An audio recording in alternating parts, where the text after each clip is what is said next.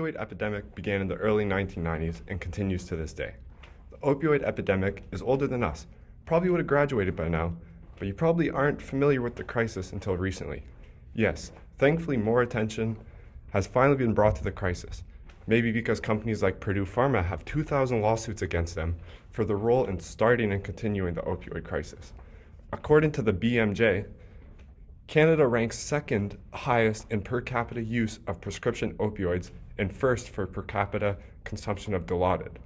In Alberta, emergency visits due to opioid overdose rose by 1,000% in a 5-year span. And as these stats rise, the previous year's record of opioid deaths is shattered by the following year. In the first 9 months of 2018, almost 3,300 Canadians died from opioid-related overdoses, and these numbers aren't slowing down. With new synthetic opioids like fentanyl being introduced to the market, the epidemic will only continue to get worse if no change is made. Fentanyl is a synthetic opioid used medically to sedate, but has recently found its way into almost every street drug. And being 50 to 100 times more lethal than morphine, the difference between a high and death is smaller than a pin. Fentanyl is a new synthetic drug that is odorless, colorless, and flavorless, similar to Justin Trudeau. Just between January 2016 and March 2019 alone, there has been 12,800 fentanyl-related deaths. We blame it on drug-crazy teens and people smuggling and selling drugs, but recently the government has been preaching about harm reduction and safe ways to use. But how could drug users use safely and get help when many users are scared to go to jail? Yes, we do have the Good Samaritan Act, but how could drug addicts know about it when most of Canada doesn't even know about it? We do have methods of harm reduction, but we just don't utilize them. It's similar to saying we want to prevent teen pregnancy and support pregnant teens, but then hide condoms in the birth controls. Let's look at the difference. 3,800 people die yearly from fentanyl overdoses. In safe injection sites, there has been a total of 2,395 overdoses, but 0 deaths. Yes, 0. As well, HIV and hepatitis C rates decreased dramatically. It's like someone was saying, let's help everyone in Canada and help substance users live a better life, but then someone else came in saying, or we can ignore the effective solution we have, and let's spend the money and time on legalizing marijuana to make money instead. As Kanye West once said, saying she a gold digger. But I will say, Canada is being a gold digger.